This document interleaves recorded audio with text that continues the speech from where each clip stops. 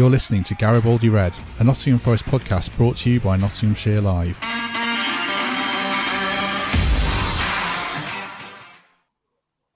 Hello, welcome to Garibaldi Red. Nottingham Forest are out of the relegation zone after ending that 11-game winless run with a 3-1 victory over Brighton at the City Ground last night. A truly incredible atmosphere, and joining me to discuss it, first of all, is Reds fan Michael Temple. Temps, good morning. How are you?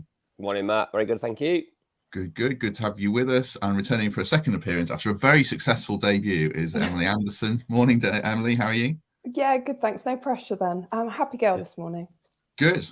Well, hopefully Garry Birtles is a happy boy. Gary, you well? Absolutely. See the smile on my face? I can't get it off at the moment. It was just absolutely astounding. And I feel sorry for Temps because he just got quite lost in his own house last night by all accounts. You throw him under the bus. Excellent. Now you're going to have to tell that story then now, Temps. Every time recently I've told someone something off air, a little quip that I didn't think we were going to mention, it's thrown straight back at me. But yeah, that is very You never true. learn, do you? I had a couple of beers with Matthew Davies, Greg Mitchell, Mikey Clark in the Lord after the game yesterday. I must have got a little bit carried away because I fell to sleep in my bed and woke up in my son's.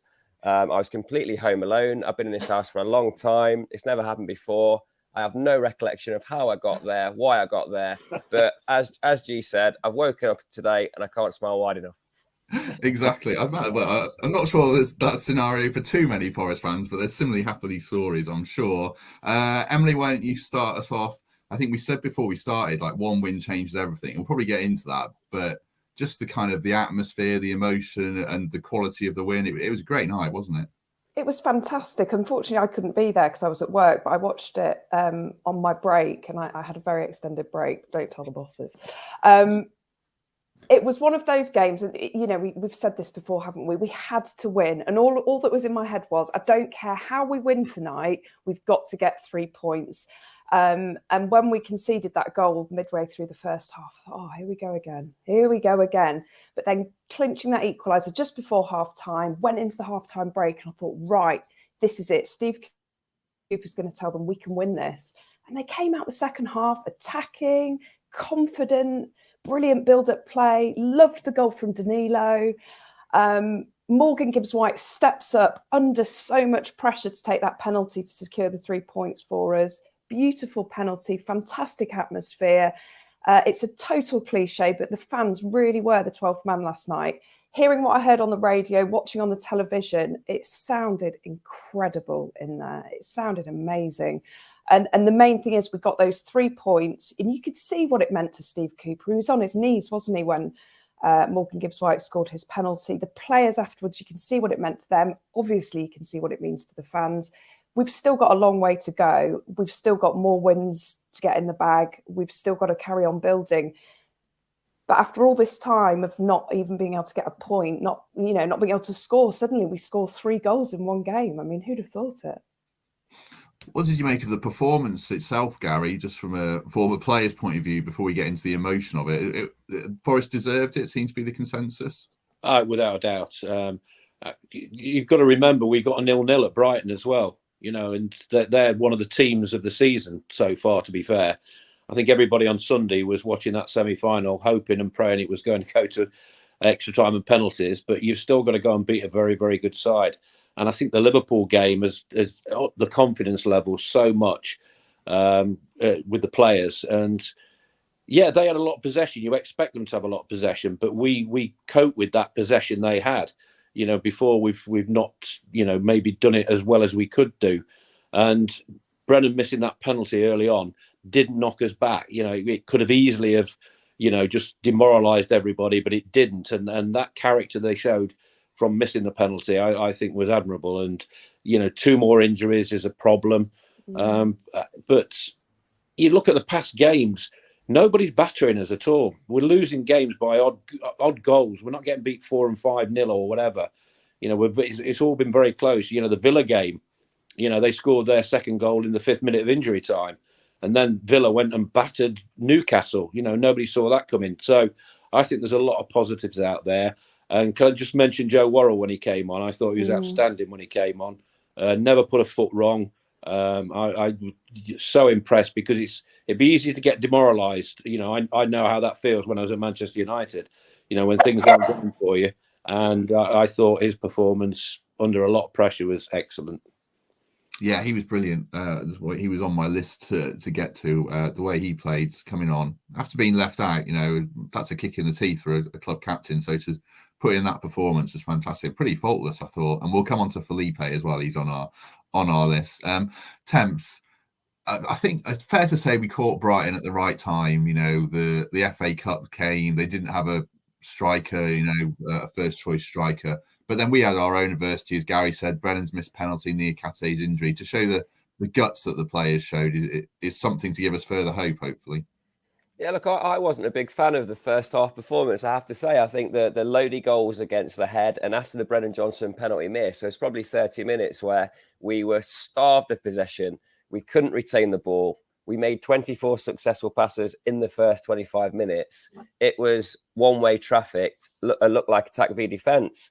But to hear Morgan speaking at full time about the togetherness, about buying into a very deliberate game plan to sit extremely deep, to not engage the ball, to not press unless they felt it was really on, was look, I felt despite the goal at half time, we needed to change something. And I'm sure we'll get onto this, but I think the injury and the switch to the back four really, really helped us. There was a togetherness. They did buy into the plan. They did get the result. But that first half was extremely frustrating for me. Yes, we had a penalty. Yes, Brennan went through one-on-one. The Lodi goal was drilled into the mixer and deflected in for that goal. At that point, before he scored, I couldn't see a way that we were going to establish a platform in the game. Second half, just a joy to behold, wasn't it? And God had just desserts. But yeah, a lot of energy sapped out of Brighton at the weekend. It showed as the game progressed, and now we look more together, more bought into the plan, more coherent, and looking forward to 2 games that could re-establish our position on the right side of that relegation line. I spoke to Lewis McGugums there at half time, Gary. I spoke to him and said, what can you do? Because I thought maybe you go 4-4-2 to try and stop their 2 centre halves getting so much of the ball. And he's like, well, Brighton are so good. You're almost damned if you do, damned if you don't. They'll suck you in and they'll play through you. Steve Cooper to, get that performance out of the man, the players themselves, second half. It was kind of an intelligent press, was it, Gary? They went at the right times. Well, as you know, I'm not a big fan of stats, and you mentioned the possession they had. It wasn't possession that was hurting us a great deal. It looks pretty. They had a couple of decent runs. You thought maybe something had come of those, but nothing really did. I can't remember Navas really making a save of any note apart from the goal in the first half. It looked pretty in the build-up, but pretty don't bring you wins. You can be as pretty as you like and have as 70% of possession. I mean, I think the Liverpool game, they had 80% of possession and we got beat by 1 goal late on. And we could have equalised late on with Brennan hitting the bar. So stats can be a little bit misleading at times. And I felt before the game, people were asking me, what do you think? I said 2-1. I fancied us to win 2-1, having seen what was going on at Liverpool. And that can frighten teams sometimes when you go with a reputation at Anfield and things like that, or Old Trafford. You can become enveloped by it, and you just shrink a little bit. But we didn't do that, and I think the confidence, even though losing the game, as I said before at Liverpool, I think that has given the team so much belief that we can escape relegation. We've got nothing to fear. The game's coming up. We've got Brentford. I did Brentford Villa at the weekend, and Brentford are beatable. Villa weren't very good, but Brentford are beatable. And, Chelsea can't beat anybody at the moment. They're in disarray. So we've got Southampton at home. So there's nothing to fear out there at the moment. And I don't think teams will fancy playing us, after seeing that last night. Is that how you see it, Emily? Because I looked at the fixtures before the game and thought, well, if we lose to Brighton, we could probably go the rest of the season without taking a point conceivably. Now I look at it and think, well, you could probably get a point from every game now. Yeah, that's how I feel actually this morning looking at it. I think a point at Brentford would be great, wouldn't it? Because they don't lose many at home. And don't underestimate as well how good Brighton are on the road. They're one of the best teams in the Premier League on the road. And I think we're now the second team to have beaten them on their travels. So, you know, like Garry said, they're one of the top teams in the Premier League. We kept Matoma quiet, who everyone's raving about. But yeah, looking at the fixtures now, I feel like we could get a point from Brentford. We should win at home to Southampton. I even think we can take something from Arsenal at home, you know, because they're frail. Chelsea can't buy a win, can they? I mean, they can't even score a goal. So I feel like we could get something at Stamford Bridge. So it looks so much more promising. And yes, it is only one win and there is still a long way to go. But that's exactly what we needed, wasn't it? We needed that one win last night, which we've now got, lifted us out of the relegation zone for now. But it's just given us something to build on. And before the game, I listened to a lot of sort of sport on the radio and people talking about the game. There wasn't one pundit that backed us last night. Every single pundit, presenter, expert had written us off before the game had even began, and they'd got it down for an easy Brighton win. Forest are terrible at defending. Forest can't score goals. They're relegated. And that made it even more sweeter when we won 3-1 last night. But how much pressure does that now put on everybody else around there? Because everybody had looked at that fixture last night, yeah, and they would have said, "Oh, Brighton will beat Forest." But 3-1. It's not it wasn't an edgy win. It was a decent win in the end. And it was a good win. It good win with decent goals. Yeah. I mean, the finish by Danilo was absolutely superb. A lot of pressure on when you're going through one-on-one, and make your mind up early. That's what I was always told, and he did. And it was superb. And his reaction when he went behind the goal for the Forest fans in the Trent End, I thought was superb. He makes all the difference. I feel like that's that's such a pivotal moment for him, I think, to score that first goal for Forest. And he's so young, isn't he, and so talented. And now he knows he can score for Forest. And I actually think that will set him alight. And I think we're going to see an improved Danilo every single game, because a bit like Brennan, he's learning every single game he's playing, isn't he? And you can just, Garry, I don't know about you, but I can just really see that talent in him. I think he's going to be a superstar.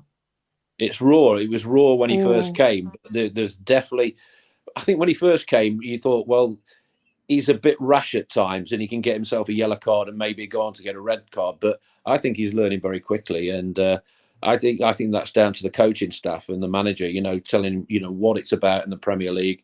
It's a hard learning curve. I've said that before at that level. And I think he's just taking it in his stride, and it's a. We've lost him. There goes the Birtles Wi-Fi. But making a very good point there. I think Danilo's really matured. I love the fact it was a Manchester number. It was probably Manchester United wanted something off me. I don't know. Not the goals you were meant to score for them. Temp, sorry. Karen, make your point about Danilo, and I'll come back on midfield in general. Look, he's matured, hasn't he? Very quickly. He arrived. His English is still not what it needs to be, but he's been part of the group now on the training ground enough to know his role in the team. He was the one undroppable midfielder, and we had that debate around Freuler's place in the team, but I think he'll struggle to get back in now for a couple of reasons. A, because the axis of Mangala and Danilo is so much more, dynamic, attack-focused, positive, but also now Czech Koyate brings another dimension, and I think further threatens the minutes that Freuler will get from this point on. Love the fact that Emily smells blood and she's gunning for Arsenal now. She's seen Haaland rip them apart and she thinks Brennan and Morgan Gibbs-White can do the same thing. That's brilliant. And I just need to defend Navas, who did make a world-class save in the first half. I know we're going to get on and talk about the parry, which gifted them a goal, but for me in the game, he redeemed himself with that point-blank save, which was truly incredible. Yeah, Temps, you stole all my midfield thunder there. So I'll just agree with everything you said. So that's fine. The goal then, Garry, as Temps says, he did make a brilliant save from the young kid who scored, I think. But then the goal, you can see by his reaction, he's kicking himself, isn't he? Because he knows he's made a rick there from a terrible goal kick, and then he's parried it into danger, not for the first time. Yeah, I think he's tried to parry it, as goalkeepers do, and push it wide, but he just got it wrong. And goalkeepers sometimes do that. Even the best goalkeepers in the world get it wrong. You remember Peter Shilton, he's the best goalkeeper I've seen. And, the few mistakes he made, you remember because he was that good. But yeah, it happens. And it's about the reaction to that happening. And like I said, we could have felt sorry for ourselves going behind after missing the penalty, but we didn't. It's easy to just slump and, do that when You know you should be in the lead. You know it's an important game. You know you probably have to win the game, and then you have to fight back. And we did that absolutely superbly second half. And I just think Steve Cooper deserves all the credit for that. And the atmosphere we talked about in the ground was the best I've seen it this season. But it was all about him. Majority of the chants were about Steve Cooper. The one that they all sing. It was like non-stop. And I just thought it was incredible, and he thoroughly deserves it, because there's been a lot of speculation about him, and wrongly so, because what he's done at that football club of ours is just incredible. It's just staggering when you consider what he has done in the time he's been there, and he looks like he could now keep us in the Premier League. I suppose the offshoot from that, Emily, is as well, this probably quells any notion of him going before the end of the season now, I would imagine, doesn't it? I really hope so. Yeah, thank God we kept him, hey. He's more than proved himself. And I said the last time I was on, he's got credit in the bank no matter what. And I think, even if we'd have lost last night, that would probably be another nail in the coffin for Forest's Premier League status. But for me, not for Steve Cooper, for everything he's done. And you can see, can't you, what he's doing, what he's done, the way he sets up the team, the way he talks to the team.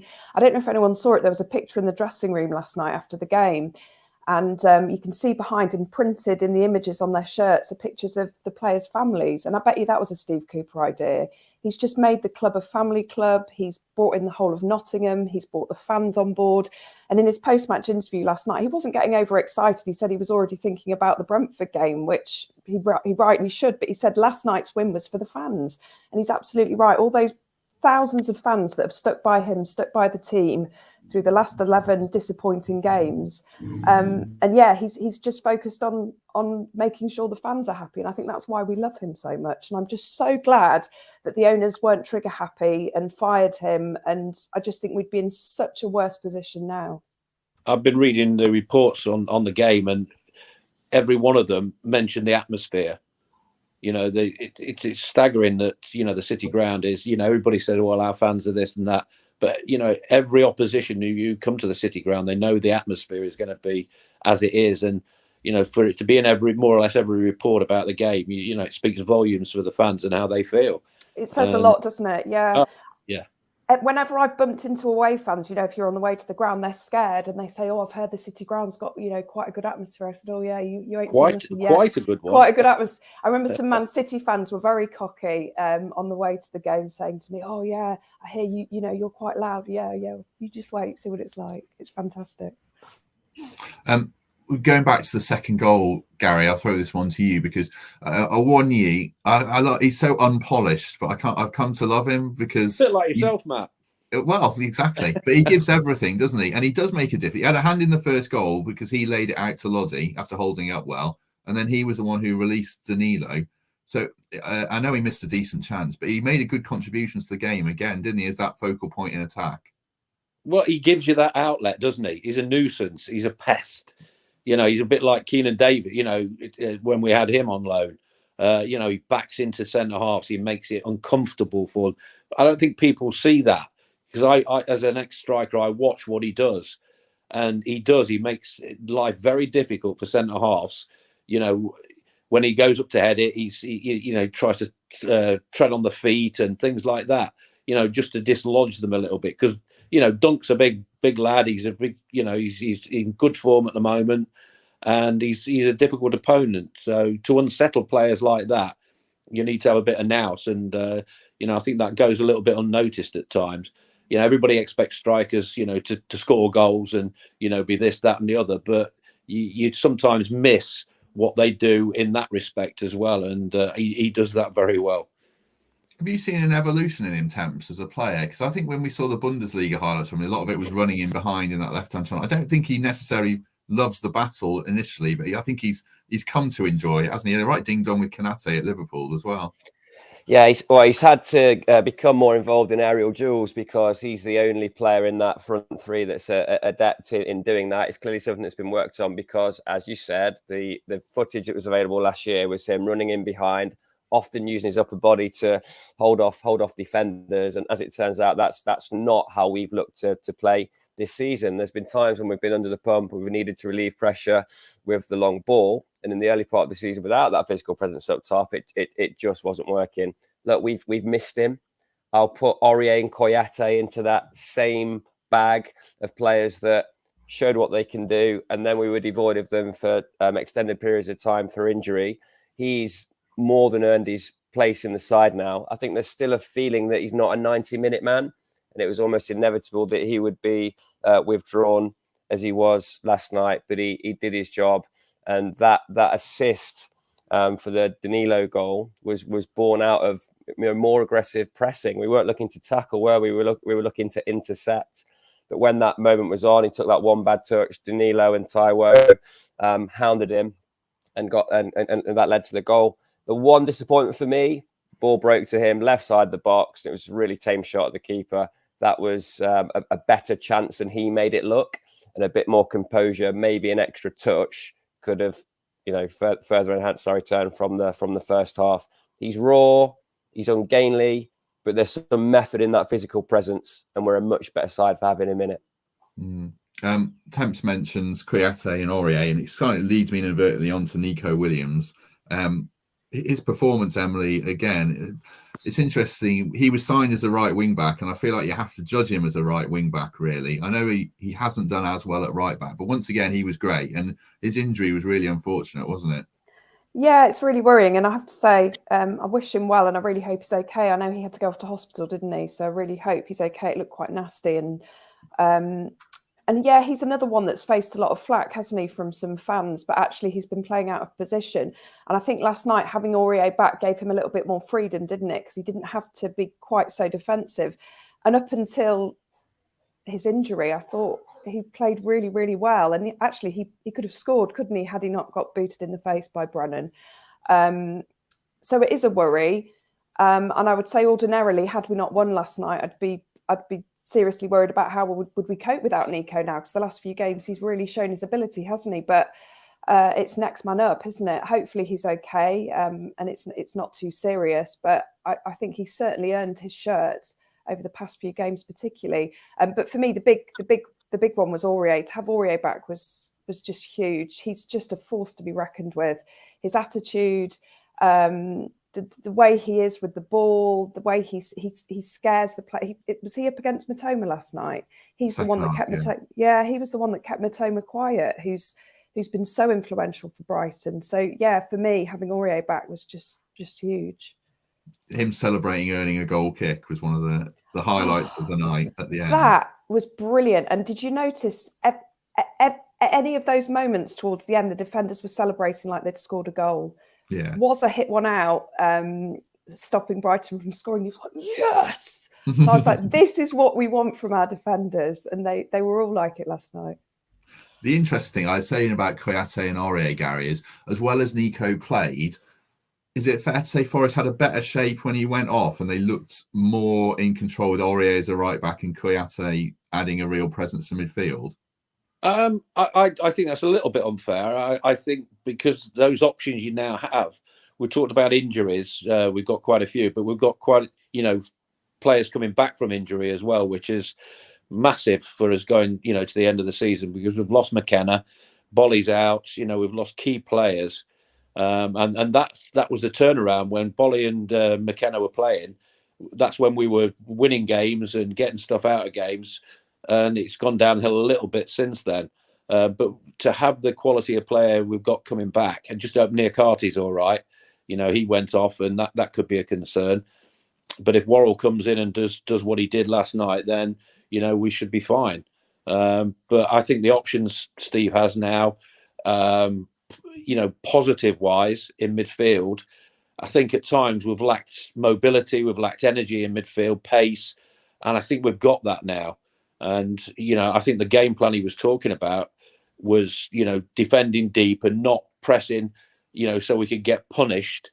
But, when we did press, that goal from Danilo, that's what was pure, pressure. It was good pressure. We broke free and we scored a goal. And if we can do that and not be rash in doing it, I think he's got the players on side with what exactly he wants them to do. Despite maybe them wanting to get forward and get on the front foot. I think the game plan worked because, you heard Morgan Gibbs-White talk about it, you heard Steve Cooper talk about it, and the players have got to buy into that, and it certainly looked that way last night. And that can only bode well for the rest of the season, because we have pace on the break, we have creativity, we have players who can make things happen in that final third. And I think that's what's let us down a little bit in games. We look okay, and then we get around the box and it all comes to a halt. But I think now we've got more than one player who can hurt the opposition. I think Brennan bore the brunt of pressure because he was scoring all the goals. Now I think there are other players who can chip in, they can help, they can create, and there's still a long way to go. Don't let's think we're safe, because we're not. But the signs last night against a very good team were very good indeed. Yeah, that team that finished the game, with before Toffolo and Ayew came on, and they did their part. But I think that back four looks strong. Mitoma was really good first half, but Aurier really quietened him down, and that midfield, Kouyaté, Mangala, Danilo, looks a lot more dynamic, and I back them to get the points. The penalty attempts, the third one, the person next to me, John, and his sister Emma, I don't think that he couldn't watch it. And he gave me he gave me a huge hug afterwards. I don't think I've hugged anyone like that in forever, but it shows the emotion, what it meant. Gibbs-White, so much pressure. What did you make of it? Did you back him? Look, let's just talk about pressure. What Brighton did in making Brennan wait as long as he did to take his penalty was a factor in him missing that. There was a bit of a veteran play from Andre Ayew, wasn't there, in shaping to take the penalty, telling Morgan Gibbs-White to remove himself to clear his head. And then once Brighton's discussions with the ref had subsided, Morgan steps up and places it. I thought his method was really sound. He had that stutter step, didn't he? Waited for the keeper to move and stroked it low to the right. Whereas Brennan's penalty was at the perfect height for a keeper to save. And if he guesses the right way, he was always going to save it. Did I back him to score? As a senior player, if I'd have been out there, I'd have gone up to Brennan then and said, right, just smash it down the middle. Don't try me clever, just smash it down the middle. If the keeper saves it, fine. But, all that pressure on you to, waiting, just go and, a number of players you see smash it down the middle, and goalkeepers have to dive one way. So, in that circumstance, if you've got any issues or any nerves, just smash it. And people will think, yeah, he's done the right thing there. My son texts me straight away, why didn't he stick it down the middle? It's easy because pressure is, I wasn't very good at penalties. I scored one against Chelsea and missed one against Chelsea, the City ground, because John Robertson wasn't playing. It was the second greatest penalty taker of all time, behind Letitia. So it is pressure. But I think when somebody with a bit of experience sort of just whispered in his ear, right, just smash it down the middle. Don't worry if you miss it. You're doing the right thing. But for me now, having overcome that pressure, having scored in a pressure moment, Morgan Gibbs-White grabs the ball now. If we get another penalty next week and Brennan's on the pitch, I want to see Morgan step up and do what he's done. That's leadership. That's proving yourself for the team. That's being the focal point that we wanted him to become. That's relieving a bit of pressure off Brennan Johnson, who still has a massive role in this team with his pace and poise in open play. But the next penalty we get. I want to see Morgan Gibbs-White grab the ball. Mm-hmm. We should give another word for one other player, Felipe, absolute hero. Hadn't won a game for Forest until last night. Mad stat, isn't it? That's his first win, and he's been superb. Give us a word on him, Emily. Well, I love Felipe anyway.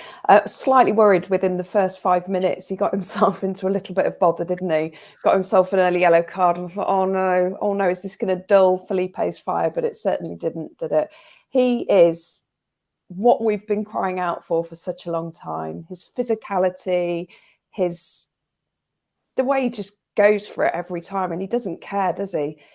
In his mind, he just wants to get that ball. And I just think he is one of the reasons why we haven't been leaking in the goals. Garry Birtles, you said earlier that, we haven't been pummeled 4 or 5-0 by anyone, but that's probably largely down to his I was just about to say defending. That, yeah. He has kept us as well as Navas with some superb saves. Felipe has been that last line of defence, And if we could have a back four of Felipe's, we'd be fine. But yeah, I thought last night it was another brilliant game from it. I was so thrilled that he finally got the win, because you can't believe, can you, that someone of that ability and, could maybe go away, leaving Forest without having won in the Forest shirt. But yeah, it was great that he got the win last night. He's a beautiful man as well. I'm thinking of dyeing my hair black and getting a man bun. I think he's. Do you know what? A lot of my male friends have a lot of love for Felipe and said that and I mean we all love Felipe, don't we? Well, I've watched him in training. He's the same in training as he is. I can imagine. Yeah, I can imagine. He doesn't hold back at all, no. His leadership qualities, you can see it, and I think players around him, feel it as well. They look up to him a little bit as well. And talking about haircuts, you see Haaland last night. He didn't have his bun when he scored. Crying, his hair was down the back of his neck. He's longer hair than you, I think, Emily. Hasn't he? I think he has. It was it was like Chesney Hawkes, wasn't it? Off of the, off of the 80s. Yeah. Now you're going back. Chesney Hawkes, my word. Aurier and Felipe had a right row in the second half, and it was Lodi's fault for playing so much deeper than everyone else. Do you like that, though, Gary, that players are willing to tear strips off each other? Oh, I love it. Absolutely. You can overdo it sometimes. I remember Peter Shilton had a go at Larry Lloyd on the pitch. I think he given a penalty away. It was a pre-season game, and in front of everybody. And I think Larry got him by the throat in the dressing room at half time and said, have a go at me, but not on the pitch. But I think sometimes now, the fans appreciate it as well. They can see that desire, that, willingness to, want to win at any cost, and, to give your teammate a little bit of a rollicking if need be. And I always like that. If somebody had a go at me, it made me roll my sleeves up and say, right, I'm not going to do that again. I'm going to do, things right, because you can switch off. But at that level, if you switch off, you get punished. I've said this so many times, if you lose concentration, and I think it's good to have a dig in the ribs from your teammates at times, because it does really help, and make you focused again and do the right thing the next time. Final whistle celebrations, Temps. Brilliant scenes. Interesting that Cooper didn't do the fist pumps. We were talking about that in the pub after with Greg. He liked that. What do you make of him not doing it? There's method to everything he does. I think the short shrift he gave to John Joe Shelby's reaction to not being selected has had a galvanizing spirit. The message to the fans that he's not celebrating that win because we're still in danger, we haven't finished the job, is important. Everybody gets it. The reaction of the crowd to that was positive. The reaction when Morgan finished his media and did his lap of honour was positive. There were moments in that second half where the City ground was as loud as I've known it at any point in the last 18 months. And there was a period when we were setting records every week. Coops knows what he's doing. He's trying to have the collective of the supporters, the coaches, the players, the wider squad, the injured players buy into this mission. And for me now, he will not celebrate anything other than survival. The steps along the way to him is just part of this wider mission. He's got a singular focus, and not pumping the air last night, referring to it into the media afterwards as to why he did that, will have a further galvanizing effect on the fan base and the players. And look, he's done two key things this week: that and the Shelby thing that I think has had a real positive effect. Clever management, clever use of the media, clever, getting that story out through John Percy would have been deliberate at some level, I'm sure. I think, the manner in which he's behaved this week has been a key factor in engineering that win. It's interesting, in the pub after, you said it had post Sheffield United vibes. I think that's true. Is that a good thing, you think? So I just lost you a little bit there in my ear. But look, the atmosphere was back, and the Forest fans want to celebrate success. And we've had a really frustrating period of 11 games where it hasn't gone for us. We almost lost our manager, and we're having endless debates about which players to bring in. So it's just nice to have this discussion off the back of a win. And I think there are still some naysayers out there. There are still people in the comments questioning Cooper's future. If we're going to stay up this season, it's because of Steve Cooper. The pressure that he's under is of his own making because he overachieved last year. Let's just park that, put that to bed, get behind the boys, recreate last night's atmosphere every game we have between now and the end of the season, and we've got a fighting chance. And we'll be We're playing still in the Sheffield mix to United survive, next season. and that'd be a huge achievement. Yeah. We'll be playing let's play Sheffield United next season now. Yeah, they've done well to go up, to be fair to them. Yeah.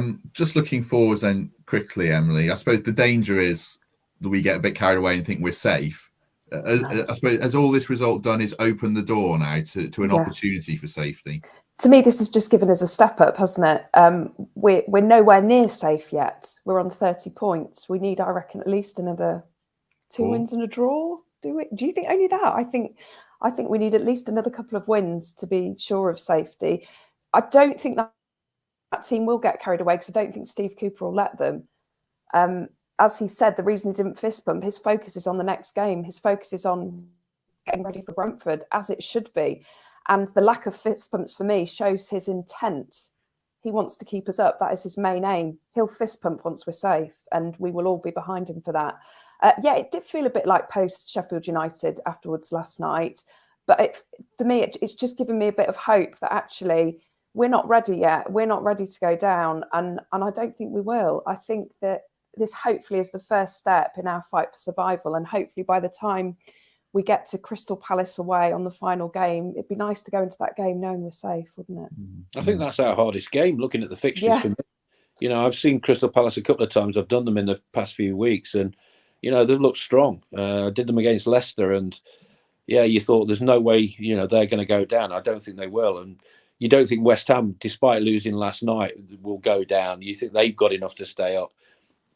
Southampton, you know, it's a big game for them tonight. They've got Bournemouth tonight. So maybe we want Bournemouth to do us a favour or just, you know, a point each would do. So it, you know, drags Bournemouth a little bit closer to us and they feel the pressure.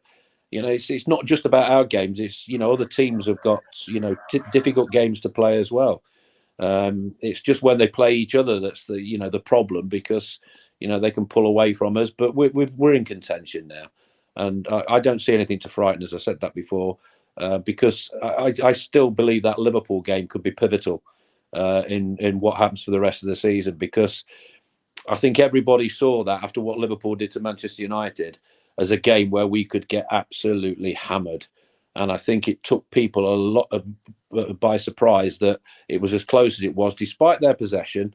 You know, we lost by a goal, and you know Brennan hit the bar in the last couple of minutes and could have come away with a point, which would have been brilliant. But despite that, it gives you a great lift knowing you've played one of the better sides, having beaten them at home 1-0 and nearly getting a point away at Anfield, you know, which is always one of the hardest grounds in football to go to.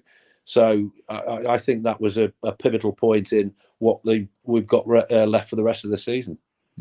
I just hope we take it to the last day, and I think we will now. I'm just looking at the table. I mean, Everton are playing tonight against Newcastle, and I really hope Newcastle win, and I hope Leicester beat them as well, because I think Leeds look like they're really struggling. And the other team, I watched Bournemouth v West Ham on Saturday. They were absolutely dire. I know they've got 33 points, but if there's a team that might just get, you know, hoovered back into it, you never know. You never know. Yeah, you look I feel like that. What they did against Arsenal, you know, and what they did against, they won at Tottenham, mind you. Everybody's beaten Tottenham. I wouldn't read too much into that. Yeah, but, you know, what they did against Arsenal when, you know, Arsenal were doing, you know, really well. They've just absolutely flattened at the moment, Arsenal. But, nerves are going to come into it.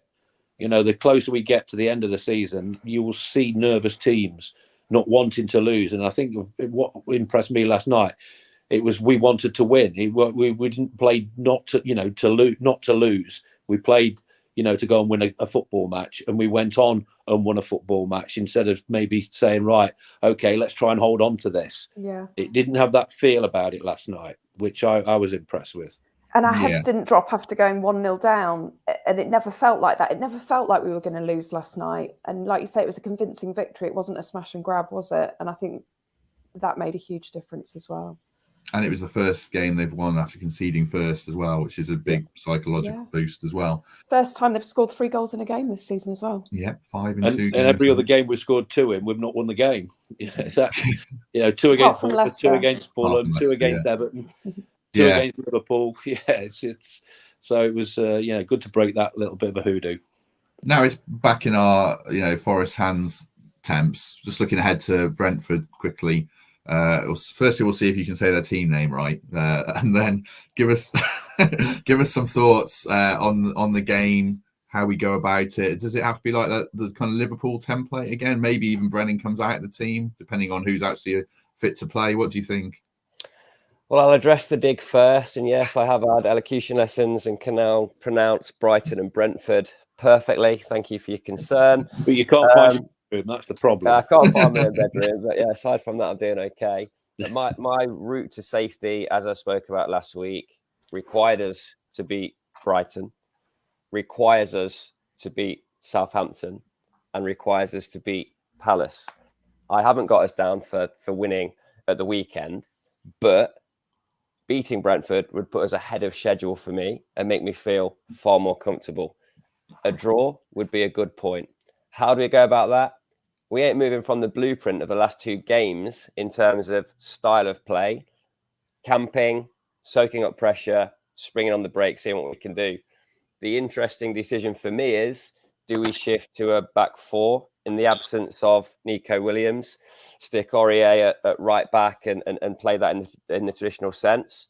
Or is there going to be some kind of make weight with maybe Toffolo on the left-hand side and Lodi coming to the right so we can maintain the 5? My hunch is we'll maintain the same style of play. We'll look to reintroduce Cech Koyate on the basis of how many minutes can you give us, mate? Because we're going to give you as many as you can handle. I think that we stick to what's been successful in terms of chance creation for the past couple of games. I'd like to see slightly more aggression and prevalence of the press because of the success that we had in counter pressing when they retain possession, in Nico winning the penalty, in Danilo dispossessing them for the goal. But yeah, we ain't going to go to Brentford and have long spells of possession. We're going to try and be efficient with it, nick a goal against the head, and then defend again for our lives. But I have a hunch that he'll revert to the back 4, given the injuries that are mounting again and the personnel that are now available once more. I think what we've got, the thing with Brentford, they've gone a little bit. They were in contention for European place. Now it's flattened out. And what I saw against Villa didn't frighten me at all. Yeah, Ivan Toney, he scored a really good goal. And the key player for them when he's on form, Wombo, he made the goal for him. And he's a threat if you let him be a threat. But I think, Villa gave him far too much space, far too much room at times. I don't think we'll do that. And honestly, Villa I was so disappointed. I was really looking forward. I've not seen them all season live. And I was expecting, this, that and the other. And it didn't materialise. It looked flat as a pancake. And yeah, give them credit, they came back late. But Brentford have got a habit of playing well in the first half and then just dropping right off in the second half. And, are they on the beach already? We use that phrase often. Maybe they are. But as I say, nothing to fear whatsoever. Ben Mee is, he's done an amazing job for them, but he's 33. You can get at him. The back 4, aren't impenetrable at all. So, we've got pace in there. We've now got creation. And I think it's a great opportunity to get something, like you said, Temps, and be ahead of the schedule you thought, we'd be at this stage. Yeah, I mean, they did have a really good win last night, but again, Chelsea are just a club in crisis, I think so. Yeah, a great result for you, Emily. Do you think if we can Saturday, go there? I'll definitely take a point. And I don't think we'll get more, but we could get more because, as you say, their season's effectively over, isn't it? Because they're not pushing for Europe now. They're safe, obviously, from relegation.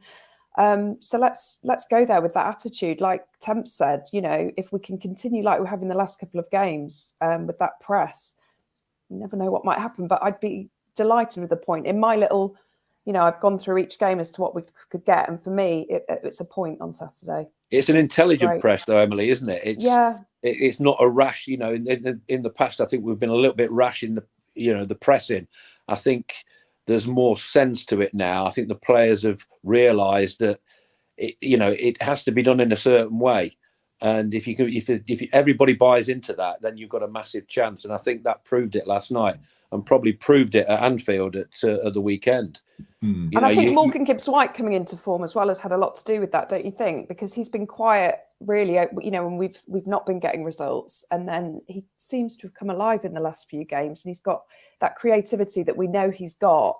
He's managed to use to his ability, and he's helped the players around him as well. I think the reason for that, Emily, is because before, I think it was all on his shoulders in that position where, up front, Brennan's had the pressure and playing just behind he has. But now, with Danilo coming in and doing so well, it takes the pressure off him a little bit. He can modify his game a little bit, not, be the one expected to do everything all the time. Because I think that's been on his shoulders a little bit.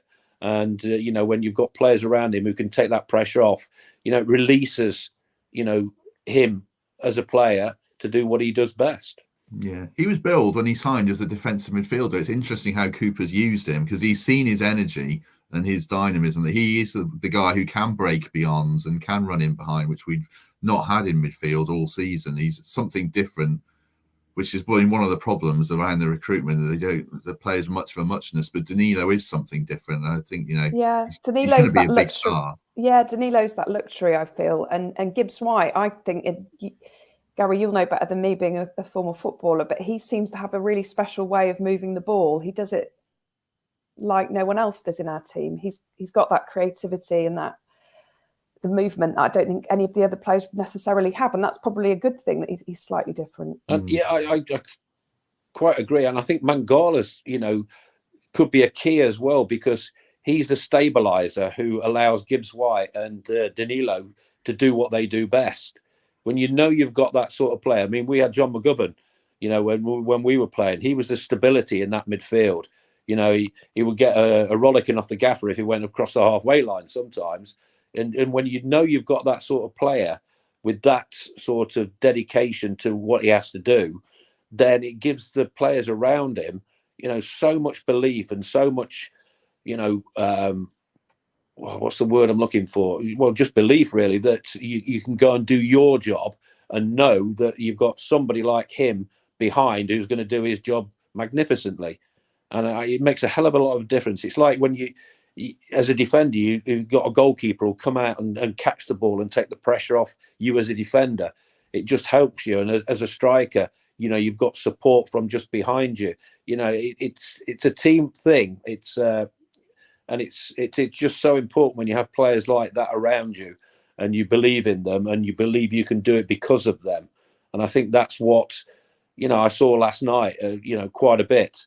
And I think that has really helped that midfield. That it's fluent, it's creative, it's stabilised a little bit, and that gives everybody so much belief in winning a football match. True. Greg's desperate for me to say about Gibbs-White loving his new chance in the front of the Lower Bridgeford at the end when they were singing, and Gibbs-White nodding along and smiling. So yeah, that's good. Hopefully he gets to roll that out a few more times and keeps banging a few more goals in. Any other final words, Temps, before we go? Any other business? No, again, just repeat what I said. We have a chance to get ahead of schedule now. Be under no mistake. They're on the beach, nothing to play for. Blah blah blah. They're a very committed bunch with a good manager and a very dangerous striker.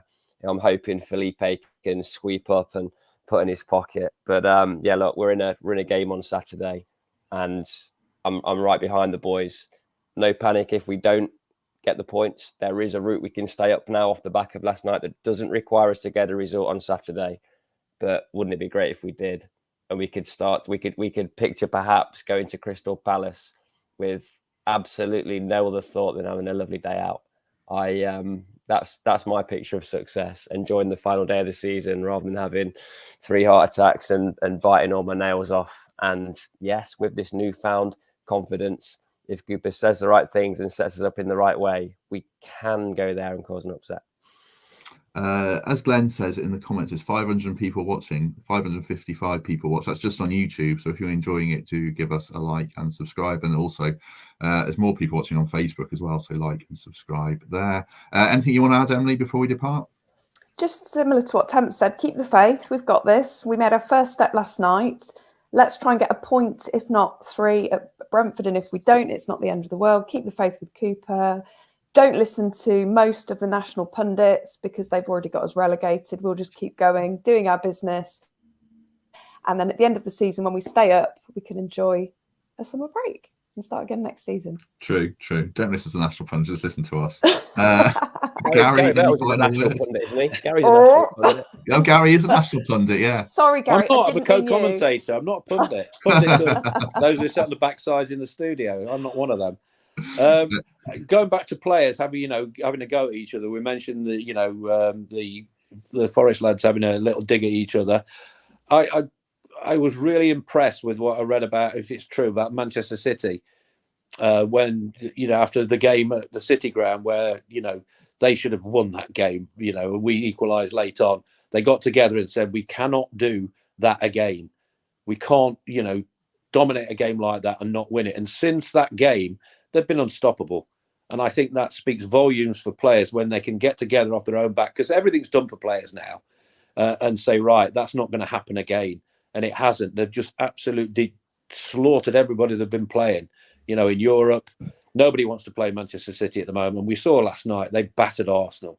And I think for players to come together as a group and say that's not acceptable, I think speaks volumes. And I love that, because footballers get a lot stick. Sometimes rightly, but when they come together like that, and they are the best team in the world at the moment for me, Manchester City, with one of the greatest strikers ever, as far as I'm concerned. I don't care, how old he is or whatever. I think that's, that really lifted me when I heard that they got together and said that. If they win the league, we know why now. It's because of Forest kicking them into gear. So yeah, you owe us one, Pep. A couple from me quickly. A quick plug for a charity match on Sunday. This Sunday, 1 p.m. at Carlton Town in aid of the war in Ukraine. Teams from England, Ireland, Poland, and Ukraine playing off. So get down there if you can and support a good cause. Secondly, just from me, I don't know. I just love last night. Like people know, it's no secret, because my job. I don't get to go to many games because my job's working during football hours.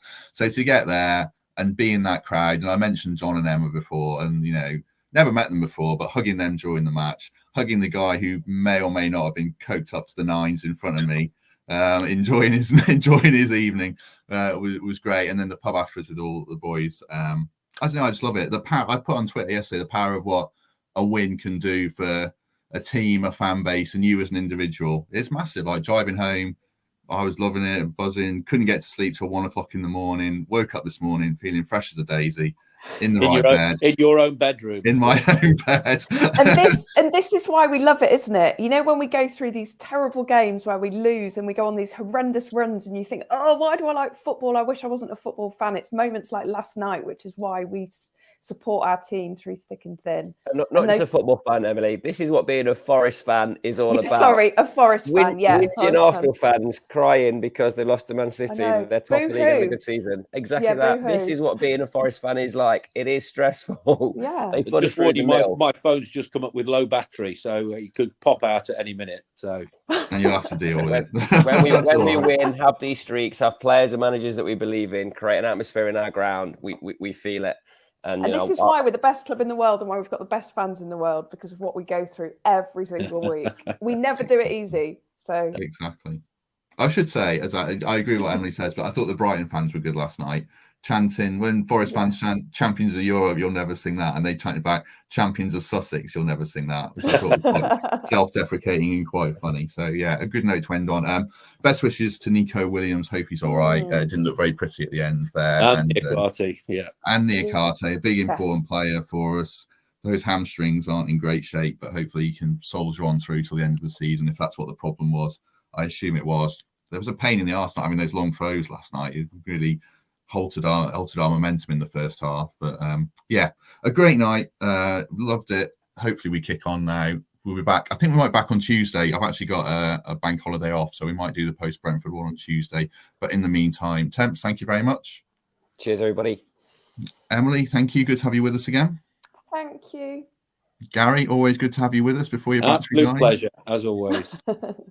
Thanks to everyone who's watched along as normal. Great to have your company, all the comments, and nice to have a positive one. It has been quite mentally draining doing this at times over the last 11 games. So to be sitting here now talking about a win is brilliant.